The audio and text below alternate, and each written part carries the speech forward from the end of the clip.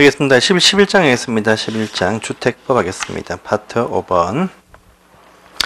이것도 7문제인데 5년간 나왔던 기출 문제를 가지고 중점 삼아서 보시고요. 좀 더 확대가 필요한 내용들은 우리 문제집 풀이 과정 때 그때 상세가 또 많이 하기 때문에 그때 보시고 기출 문제 풀이 과정에서 전체는 다 할 수는 없으니까요.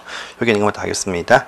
자, 1번 세대 구분형 공동택 건설 기준. 이것이 근래에 또 쟁점이 되어지죠. 하지만요, 오른편에 있는 2번에 있는 도시형 생활택이 한 3년 쉬었으니까 이것이 나올 확률이 더 높습니다. 실제는요.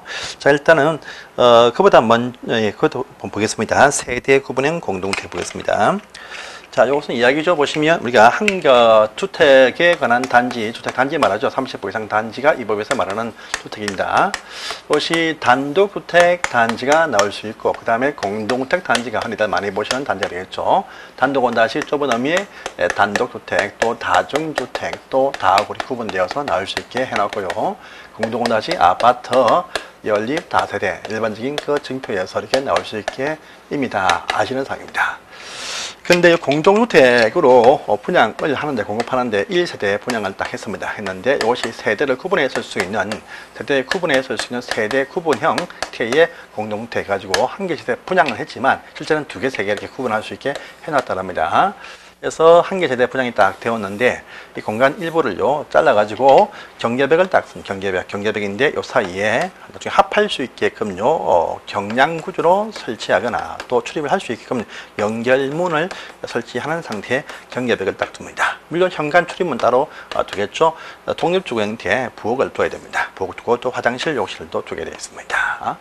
이런 주택은요 단지 안에 너무 많으면 안 돼. 그래서 이번에 정부가 또 다 달리 발표가 되었지만 현재 우리 시험 기준으로 봐서는요 이것이 일단 단지 전체 세대수입니다. 단지 전체 세대수에서 최대 3분의 1을 넘지 못한다. 또 단지 전체 주거 전용 면적에서는요 이것이 또 3분의 1을 넘지 못한다. 이렇게 제한하는데 이번에 정부가 발표한 것이 보면 해당 그 단지 전체에서는 10분의 1, 해당 그 동에서 3분의 1 이렇게 바뀌겠다라고 발표했지만 아직 법 제한은 안 되었으니까 이렇게만 일단 알아주십시오. 그래서 항상 우리 계속 법이 바뀔 때마다 10월 28일까지 시행일자가 다 포함되기 때문에 9월, 10월 초쯤에 한번 제 카페라든지 통해서 발표하는 그 개정문을 꼭 확인하십시오. 자, 그 다음에 어떤 경우도 절대로 구분 소유, 구분 등기는 절대 할 수 없다. 따로 띄어서 구분 소유, 구분 등기는 할 수가 절대 없습니다. 이 경우가 이제 바로 세대 구분행위다. 또 주택 단지에서 건설 기준 적용할 때는요, 몇 개 분리하든 그건 묻지 않고 한 개 세대 이렇게 산정해서 주택 건설 기준을 적용을 할 때는 한 개 세대 이렇게만 본다. 라고 하는 부분이 있으니까 이것이 바로 세대 구분행위입니다. 그래서 특징에서 무엇이냐 보시면 다 설명이 쭉 되었는데요. 일단은 01번에 1번, 3번, 4번을 다 설명이 쭉 되었고요. 2번 딱 보시면 각각 공간의 면적이 14제곱미터 이상입니다. 14제곱미터 이상. 이것은 법제화해서 우리 법에서 살짝 빼놓았지만요. 저렇게 발표되어진 정부 용어에도 이 말이 있고, 그 다음에 주택 건설 기준 보시면 이 말이 있기 때문에 다른 법에 있습니다. 있으니까 항상 14 이상이 되어야 1인 가구 최소 면적이다 보시고 12는 나와서는 안 됩니다. 그래서 X가 된다 이렇게 알아주십시오. 그래서 보시고 그 다음에 이번에 이제 도시형 생활택, 도시형 생활택 이것도 공동주택의 일종입니다. 이것도 공동주택의 일종인데 이것은 이제 도시 형태의 생활주택에서 도시민들이 살 수 있는 형태의 생활주택이다. 이렇게 해서 이것이 나옵니다.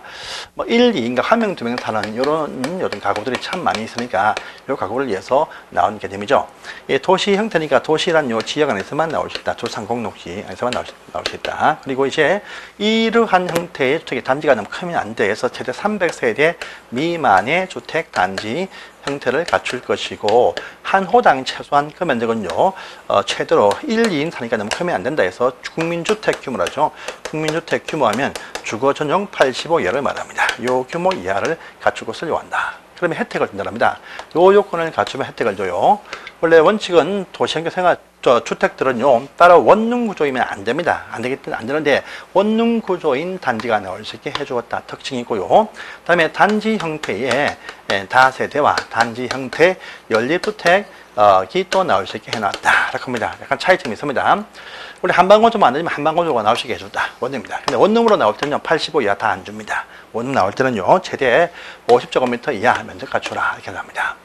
비록 원룸이지만 그 안에 욕실과 그다음에 화장실, 그다음에 보일러실은 안 보이게 하고 나머지만 다 보이게 압니다. 그런데 이것이 30제곱미터 이상 50제곱미터 이하 요 규모를 갖출 때는요, 공간을 두 개 구분해 쓸 수 있는 두 개 공간으로 구분하게 해준다. 그런 부분이 있습니다. 물론 지하철은 또 설치 안 됩니다.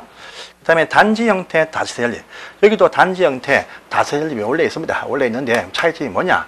이쪽은 4계층 이하란 차이점이 있습니다. 근데 차이점이 뭐냐? 이쪽은요, 또 평수가 제한이 없어요. 뭐 100평짜리도 나올 수 있습니다. 그런데 또 주택 수도 제한 없어요. 근데 300세대 미만 제한 받죠. 그래서 이런 조건을 갖추어서 등장하는 단지형 다세대립은요, 약간 차이가 나게 합니다. 요 4계층 이하인데 요걸 한 층을 더 줘서 주택 선언 층수를 5계층까지 이하로 할 수 있게 해준다. 그럽니다.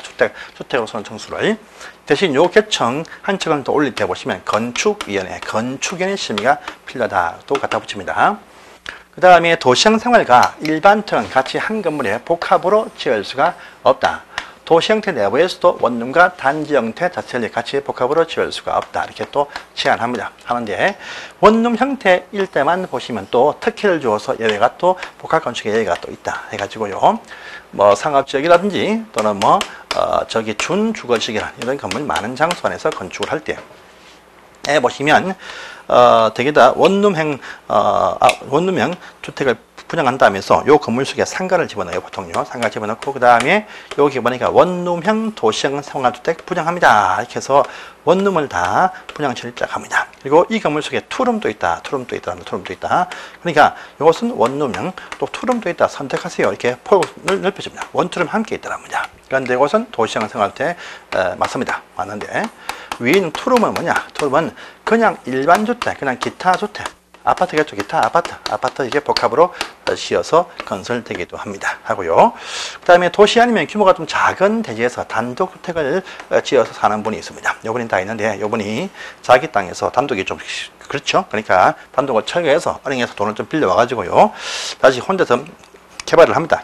해서 건물 딱 대지에서 그 건물을 딱 지어 놓고 플로티 넣고 또 밑에 보니까요, 원룸을 집어넣어요. 원룸을 딱 집어넣어 가지고 분양 또는 임대를 합니다. 원룸입니다. 원룸을 딱 지어놓고 도시형 생활주택 원룸 50평부터 이하 이거 갖추게 하겠죠. 그래서 요거는 85를 초과하는 큰 평수 한 개짜리 자기 살집 하나 지어놓겠다. 이겁니다. 그래서 원룸과 85 초과하는 큰 한 개 복합으로 짓게 해준다. 이것도 가능하다. 그래가지고 이 두 가지는 예외가 나온다랍니다. 해서 보겠습니다. 이번 문제. 도시형 생활주택 세대수 300세대 미만이어야 된다. 미만. 맞습니다. 맞고요. 그런데 수도권의 경우는 수도권이 아닌 곳에 국민주택 규모는 100제곱미터까지입니다. 수도권이 아니고 저 읍면 단위식으로 농촌에서. 그러니까 수도권에서는 다 85 이하 국민주택 규모가 여기에 딱 제한받겠죠. 보시고요.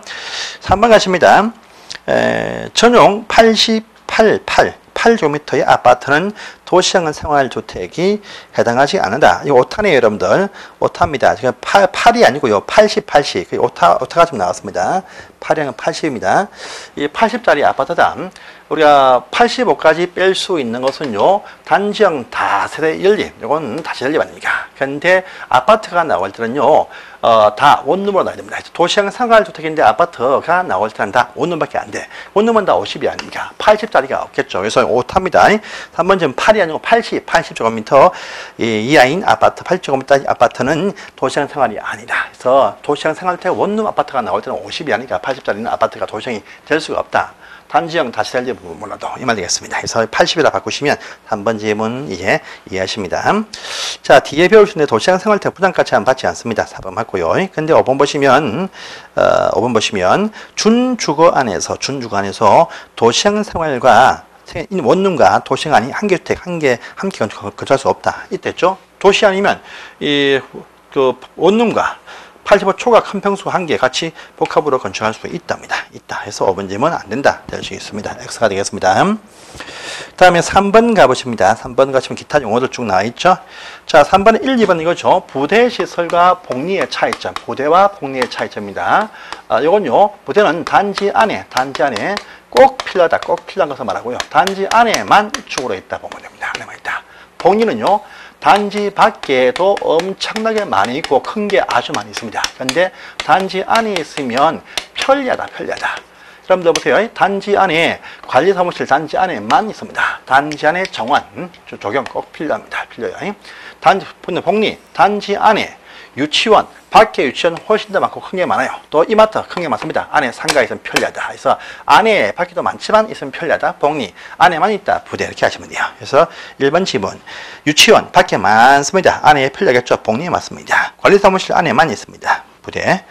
자, 그 다음에 3번 질문 중요하죠. 준주택. 상당히 중요하죠. 준주택. 자, 준주택 하면 네 가지가 딱 나와 있죠. 준주택 하면요. 해서 보시면 첫 번째 오피스텔, 또 두 번째 보시면 기숙사인데 기숙사 중에서 이제 또 학생 복지주택 그것도 포함이 된다 또 추가되었고요. 또 세 번째 보시면 저기 또 다중생활시설 고시원 말하죠.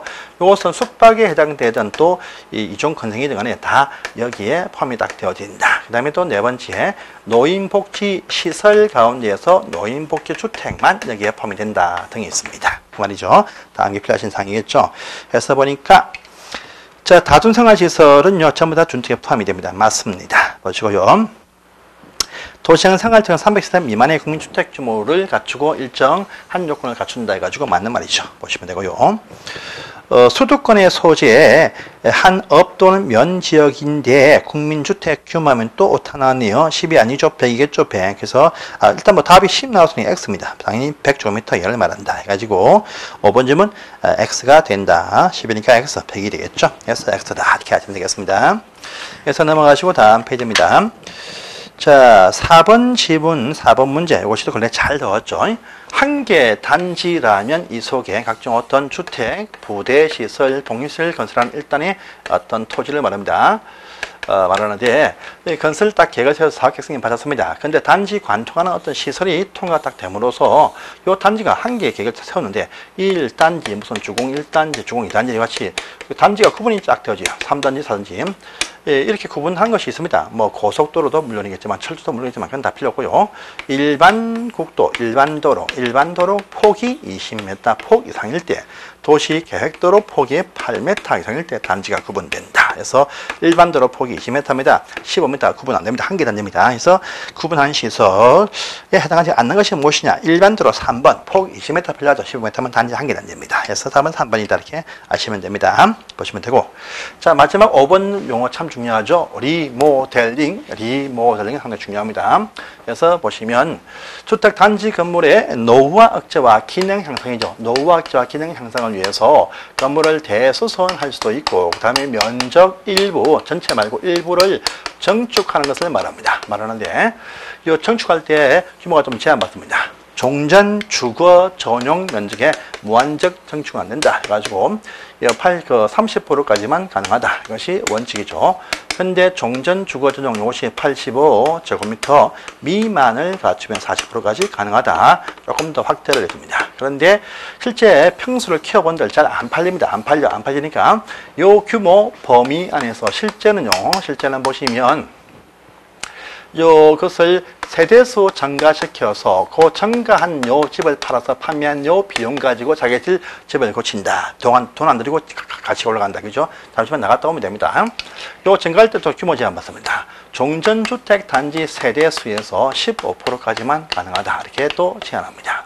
또 요걸 또 이쁘게 하기 위해서 그 단지 좁은 땅에 별동을 짓지 말고 그냥 있는 상태에 건물에서 수직 정축도 할 수 있다. 수직으로 올라가면 좀 이쁘게 더 깔끔하게 보일 수가 있습니다. 이때 보시면 요 건물이 15층 이상 건물이면 요걸 3개층까지 할 수가 있다랍니다. 근데 이것이 14층 이하인 건축물이면 이때는 2개층까지밖에 올라가지 못한다. 이렇게 하는 부분들이 중요한 사항이겠죠. 그래서 그 말을 묻습니다. 해서 보시면 이제 1번 14층의 건축물은 2개층까지다. 맞고요. 그 다음에 맞네요. 그 다음에 2번 보시면 우리가 지역과 직장주택 조합을 설립할 때 대지 80%가 필요합니다. 리모델링은 그 대지 소유권 필요가 없어요. 그래서 원래 건물 주인들이 하는 조합 아니겠습니까? 그러니까 이번 질문 X입니다. 3번 보시면 리모델링은요 허가받고 하는 것이 신고한 것이 아닙니다. 그래서 3번 질문 X입니다. 보시고 그 다음에 4번 X네요.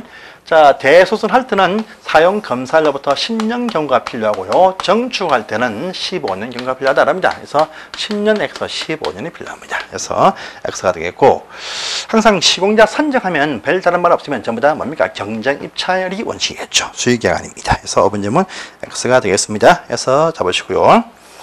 자, 주택의 건설 겁니다. 단지의 건설. 주택 단지의 건설 마음대로 또 못하죠. 단지 건설 또 이제 일단의 요건을 갖추고 있는 자들이 일단의 요건을 갖추어서 이제 공사를 합니다. 그래서 주택 단지 건설할 때는요, 단지는 건설 사업에 대해서 주택 건설 사업 주체들에 한해서 그것도 주택 건설 사업 계획 승인을 받으면 공사 사업에 착수한다 해서 완성이 되어지면 사용검사 받고 해당 건물을 이용할 수가 있다, 입주할 수 있다, 이렇게 올라갑니다. 그래서 사용검사라 부르면 되거든요. 자, 첫 번째 사업소체죠. 우리 사업소체 보시면 등록이 필요 없는 비등록 사업자들 가운데에서 또 특히 보시면 공공사업자가 있더라. 공공사업자 해가지고요. 요거는 아니까 국가, 지자체, 토지공사, 지방공사, 공익법인 등이 있습니다. 있고요. 또 이들이 출자해서 설립해서 만든 50% 초과 출자해서 만든 부동산 투자 회사도 여기에 이제 포함이 됩니다. 되고요.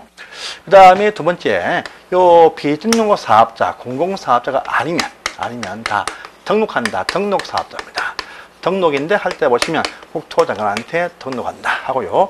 그 대상 보시면 연간 주택은 보시면 20호 이상 짓는 모든 사업자, 또 대지 조성하는 사업자는요 1만 제곱미터 이상 조성할 때 등록한다는 얘기가 이거 나왔죠. 해서 보시면 연간 20호, 대지는 연간 1만 제곱미터입니다. 해서 답은 또 2번 되겠네요. 해서 넘어가시고요.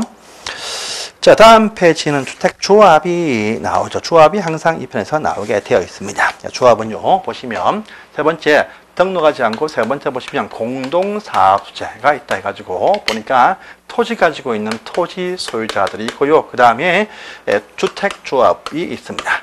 이때 조합 중에서 세대수 증가하지 않는 리모델링은 제외한다. 그럽니다. 그래서 보고 또 기타 고용자 회사가 있다. 합니다. 이들은요, 단독 등록도 이쪽은 가능한데 단독하지 말고 등록되어진 사업자와 공동으로 사업을 할 수도 있다 이렇게 나옵니다. 그 다음에 조합 같은 경우도요, 등록 사업자도 공동 사업을 시행을 할 수 있고, 그 다음에 지방자치단체, 토지공사, 지방공사도 공동 사업을 시행을 할 수 있다 이렇게 나옵니다. 그런데 고용자는요, 등록 사업자를 설립하든지 불러와가지고 공동 사업을 시행하여야 한다 이렇게 의무를 또 부여합니다. 여기서 조합하면 전부 다 설립된 조합을 말한다 해서 이 조합이 설립되어야 이렇게 단독으로 하든 공동하든 할 수가 있는 것입니다. 그래서 이제 문제 풀면서 보겠습니다. 2번 문제입니다. 등록 사업자와 공동으로 사업을 할 때는요, 따로 등록을 하지 아니한다랍니다. 그래서 한다, X 할 필요 없습니다. 단독을 할 때는 등록하는데 공동할 때는 등록 안 해도 같이 공동 사업자로 봐준다 해서 등록이 필요가 없다. 그래서 이것도 비등록 사업자, 두 개도 비등록 사업자에 포함이 된다 보면 됩니다. 그래서 1번 X입니다.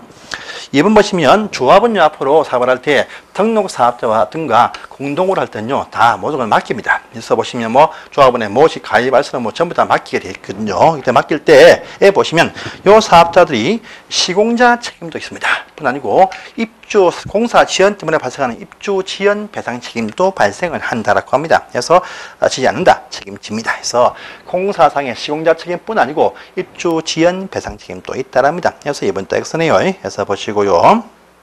그 다음에 조합 중에서 보시면요, 우리가 지역주택조합과 직장주택조합의 조합원의 조건을 딱 보시면 둘 다 보시면요, 일단은 요 둘 다 같은 내용은요, 주택이 없는 분들이거나 또는요 85 이하 한 채를 가진 분들이 요 조합에 참여한다. 것이 원칙이죠. 원칙이고, 지역조합원이 뿐 아니고 보니까 각기 같은 지역, 같은 9개 권역의 도에서 6개월 이상 거주하고 있는 자 중에서 참여한다. 그 다음에 직장을 보시면요, 같은 도시, 같은 특별시, 광역시, 시와군이랑 같은 도시권 안에서도 같은 회사에 근무하시는 분들이 참여한다랍니다. 그러면 원래 선착순 모집 한다가 원칙인데 또 법 바뀌었죠. 공개 모집한다. 공개 모집하고 모집할 때 모집 신고를 한다. 모집 신고를 이제 하게 되어져 있다. 이렇게 법이 바뀌었습니다. 그런데 그 뒤에 미달되어서 추가 모집이냐, 뭐 충원 등 할 때입니다. 이럴 때는 선착순 모집을 할 수가 있다. 이렇게 내용이 바뀌었습니다. 바뀌었죠. 이제 공개 모집한다가 원칙인데 추가 모집이나 충원되어서 미달되어서 충원할 때는 선착순 모집이다. 이게 바뀌었죠. 이것도 확인하십니다. 그래서 보시면 3번 질문 보시면 90짜리 아니죠. 85 이하 한 채까지만 가능하죠. 85 이하 한 채. 그래서 90짜리는 안 됩니다. 조합 안 됩니다.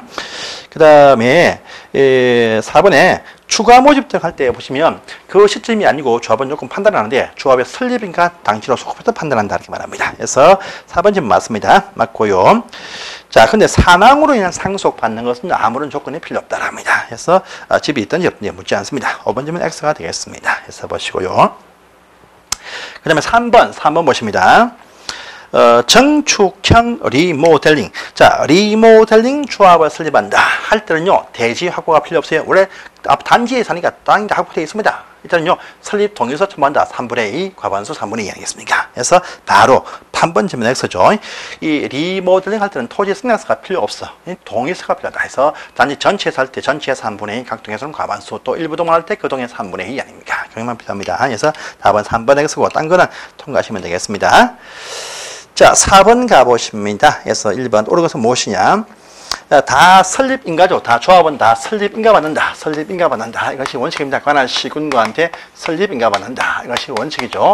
그런데 직장 조합 가운데에서 공개 모집이 아니고 보시면 국민주택 건설되어져 있는 국민주택 가운데에서 반경 4km 1순위, 반경 8km 2순위에서요. 자, 우선 공급 대상자가 될 때, 우선 공급 할 때, 이때는요, 다 신고만 하면 된다. 신고해서 설립합니다. 그래서 건설한 것이 아니고 국민주택 가운데서 특별 분양 우선적으로 빼낼 때는 신고하면 됩니다. 대신 신고 대상 직장조합에는 주택이 없는 사람들만, 무주택자만 여기에 참여한다. 집이 있으면 참여 못한다. 이렇게 하는 부분이 있습니다. 그래서 보시면 1번 어디입니까? 하면 이제 거기 보시면 1번 지문 신고하죠. 그래서 신고에 설립한 직장조합은 해산, 변경도 다 해산 신고합니다. 인가 아닙니다. 1번 X죠. 그 다음에 2번 보시면 조합원은요, 전체 건설 예정 세대수의 50% 이상이 조합원일 것이고, 그 수가 최소한 20명 이상 모집될 때 설립인가 안 해줍니까? 그래서 3분의 1이 아니고 50%입니다. 50%. 그래서 2번 또 X가 되겠습니다. 2분의 1이 50%로 바뀌었죠. 그 다음에 3번 가시면 리모델링 할 때 수개인이 공유했다 할 때 대표 한 명이 조합을 낸다. 이렇게 말합니다. 그래서 모두를 조합을 안 봅니다. 그러면 배정할 수가 없어요. 그 다음에 4번 보시면 설립 인가 후에 조합원이 사망했다 할지라도 사망 상속은 아무런 요건 불문 충원할 수가 있습니다. 4번 질문 이것도 조건이 필요 없어요. 조건 불문하고 다 충원할 수 있다. 사망 상속은요. 4번 X입니다.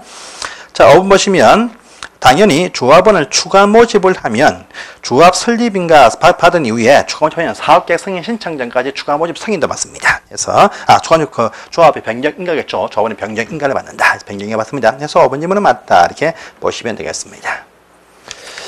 자, 그 다음에 한 장을 또 넘어가십니다. 다음 페이지에 조합 설명을 통해서 무엇이냐 되겠네요.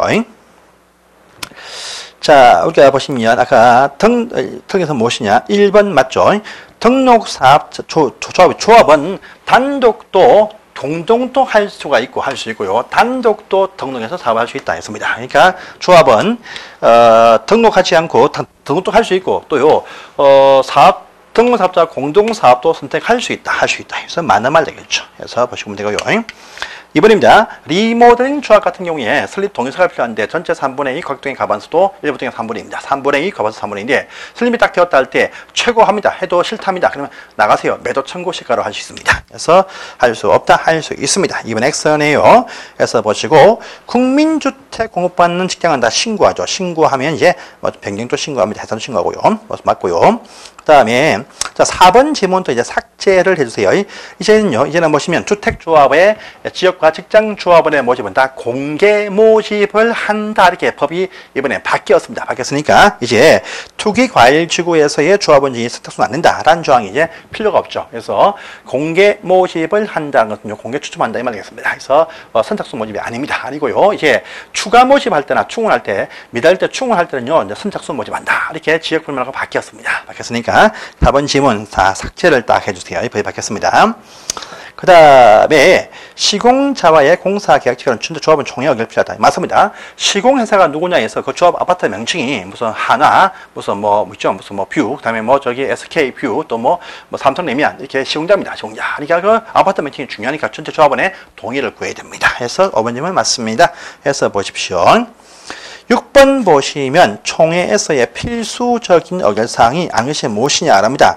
이런 식의 내용들 참 내용이 많기 때문에 외울 수는 없습니다. 근데 딱 느낌상 공부하시는 분들은요, 3번 딱 보시면 주택상환사채는요, 보시면 토지주택공사하고 등록사업장 가운데서 일부가 발행할 수 있다 했습니다. 그러니까 조합은 당연히 발행하지도 못하는 사채입니다. 그러니까 주택상환사채 발행을 할 수도 없으니까 조합총회 의결이 뭐가 필요 없습니다. 그래서 조합은 발행할 수 있는 사채가 하나도 없습니다. 조합은요, 저기 개발조합이 되었던 정비사업조합이 되었던 또 이 조합이 되거나 관계없이 뭐 발행 채권이 하나도 없습니다. 그래서 조합 딱 나오면 채권 없다 이렇게 하시고요. 상환사채 X 발행 못합니다. 못하니까 3번 X가 되겠습니다. 해서 보시고 오른편에 7번 보시면요. 지역주택조합 설립 인가받았죠. 그럼 해산할 때도 인가받는다. 맞습니다. 리모델링 조합도 설립 인가받았다. 해산 인가받는다. 근데 국민주택 공급받는 직장조합은 설립 신고했습니다. 해산할 때도 설립 신고합니다. 해산 신고합니다. 그래서 3번 지문이 바로 신고사항이 되겠죠. 딴 건 다 설립 인가사항입니다. 그래서 보시면 되겠고요. 자, 이제 3번이 주택 건설 절차가 나오네요. 이 절차부터는 또 다음 시간에 보겠습니다.